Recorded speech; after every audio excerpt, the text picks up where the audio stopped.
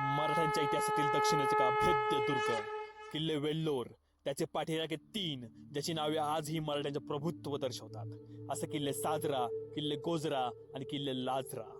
कारण प्रत्येक दगड, प्रत्येक तट आणि प्रत्येक बुरुज सांगतो मराठ्यांचे अस्तित्व आणि त्या काळातील अमुक सामर्थ्याची एक गोष्ट.